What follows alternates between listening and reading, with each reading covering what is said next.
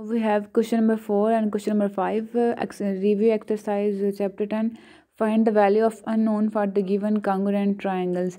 आपको यहाँ पर जो अननोन्स है ना उसकी वैल्यू फाइंड करनी। अननोन्स का मतलब है अल्फ़ाबेट्स कौन से हैं जिनकी वैल्यूज़ हैं एम है हमारे पास और एक्स है। तो बेसिकली हमें ना एम और एक्स की वैल्यू चाहिए इस डायग्राम के अंदर। अच्छा, सबसे पहले हम लोग वही चीज़ें लिख लेते हैं जो कि हमारे पास गिवन है। अगर ये आइसोसेलेस ट्रायंगल है और ए बी और ए सी ये आपको जो दो साइड्स नज़र आ रही हैं बिल्कुल इक्वल हैं, वो कॉन्ग्रुएंट हो गई।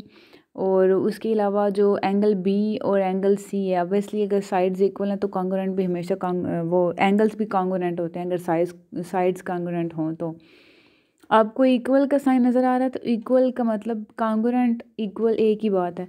When we draw perpendicular from point A to B C जो लाइन है नीचे, ठीक है, जो बेस थी उसके ऊपर हमने ए से क्या ड्रॉ किया हुआ है, परपेंडिकुलर ड्रॉ किया हुआ है, स्ट्रेट लाइन। तो अब जो नीचे आपकी बेस है ना, ठीक है, जो कि बी सी है, वो बेसिकली दो पार्ट्स में डिवाइड हो गई है ना। और वो दो पार्ट्स कौन से हैं, ये बी डी और डी सी। तो ये भी कॉन्ग्रुएंट है। कॉन्ग्रुएंट मतलब दोनों की लेंथ सेम है। तो ये लिखा हुआ है बी डी और डी सी, ये भी क्या है, कॉन्ग्रुएंट। उसके बाद बी डी की जो वैल्यू है वो क्या दी हुई है, 5m-3 आपको नज़र आ रही होगी। और डी सी की वैल्यू क्या है, 2m+6। तो m वाली वैल्यूज़ एक साइड पे करके यहाँ पर ये जो सॉल्व किया हुआ है तो m की वैल्यू इस तरह से आ जाएगी। उसके बाद हमने बोला हुआ है कि अपोजिट एंगल्स आर कॉन्ग्रुएंट। और अपोजिट एंगल कौन से हैं, बी और सी। तो इसके अंदर जो अब एंगल्स की बात हो रही है ना, तो एंगल अंदर की तरफ लिखा हुआ 55 और इधर लिखा हुआ 5x+5 वो लिखा। और x को इधर एक साइड पर रख के तो उसमें से x की वैल्यू निकाली जो कि आई है आपके पास 10। तो ये बहुत बहुत ज़्यादा ईजी क्वेश्चन हैं। उसके बाद क्वेश्चन नंबर 5 है। यहाँ पर अगेन दो ट्रायंगल्स आ रही हैं, पी क्यू आर और ए बी सी। शायद पहले दोनों क्वेश्चंस की निस्बत इसको थोड़ा आपने ट्रिकी है उनकी निस्बत, तो आपने इनको देखना है। पहले तो ये है कि आपको पता होना चाहिए कि यहाँ पर ना हमारे पास बेस क्या है।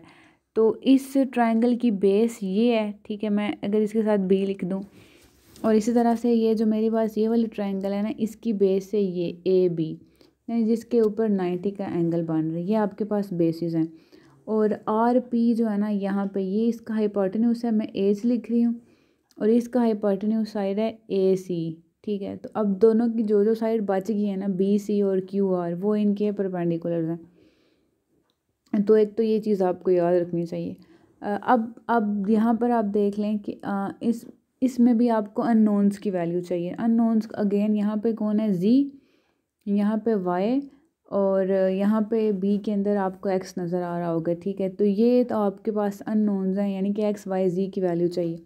सबसे पहले हम लोग ने ये जो इन्होंने लिखा हुआ है ना, आर पी और ए सी इक्वल है, कॉन्ग्रुएंट है। तो आर पी हमने क्या मार्क किया हुआ है, आर पी को देखें हमने हाइपोटेन्यूज रखा हुआ है ना, और ए सी को भी हाइपोटेन्यूज रखा हुआ है। अब यहाँ पर 5 सेंटीमीटर है, ये देखें वैल्यू, और यहाँ पर है y-1, तो वो लिख ली हमने और y की वैल्यू निकाल ली जो कि आ गई यहाँ पर 6 सेंटीमीटर। उसके बाद अब हमें क्या चाहिए, अब हमें वैल्यू चाहिए इसकी y की या z की। तो पहले y की सॉरी आ गई है, अब x और z की वैल्यू चाहिए। तो x किस साइड पे लिखा हुआ है, यहाँ पर बेस में लिखा हुआ है, ये देखें, ठीक है। तो x लिखा और इसकी बेस हमने क्या मार्क की हुई है, ए बी, जो कि क्या लिखी हुई है यहाँ पर, वैल्यू बेस की लिखी हुई है 3 सेंटीमीटर।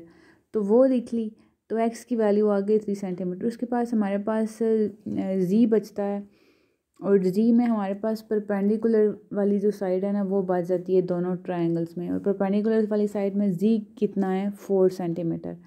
तो सबसे पहले आप लोगों ने बस क्या करना है, दोनों ट्रायंगल्स की बेस, हाइपोटेन्यूज और उसको परपेंडिकुलर को सेपरेट कर लेना है। और तीनों को फिर एक दूसरे के कॉन्ग्रुएंट करके तो खुद ही वैल्यूज़ आ जाएंगी। और ये आप अपनी बुक को टर्न करके तो देख सकते हैं कि जो बेसिकली जिस साइड पर 90 का एंगल बन रहा होता है ना, जैसे यहाँ पर क्यू पे बन रहा है, तो इट मीन्स कि 90 का एंगल बना होगा तो इसके ऊपर इसका मतलब है सीधी लाइन आई है, तो इसका मतलब है आर जो है ना वो क्यू के ऊपर जा रहा था, तो वो इसलिए वो वाली साइड फिर परपेंडिकुलर हो जाती है। तो इस तरह से ना आप लोगों ने बस देख लेना होता है कि आपके पास कौन सी वाली साइड परपेंडिकुलर है, हाइपोटेन्यूज है और बेस है।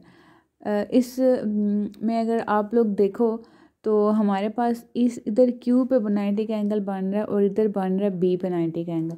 इट मीन्स मेरे पास ये वाली सीधी लाइन ये होगी और इस ट्रायंगल में ये सीधी ये होगी, तो 90 का एंगल बना होगा। तो ये हो गए परपेंडिकुलर। अब परपेंडिकुलर हमेशा गिरता किसके ऊपर है? बेस के ऊपर। तो ये हो गई बेस और इसकी बेस हो गई ये। अब तीनों की ये बच गई और इसकी ये वाली साइड बच गई। तो ये कौन सी साइड्स होंगे? ये हो गई आपके पास हाइपोटेन्यूज। फ़ी अमान अल्लाह। Thank you so much.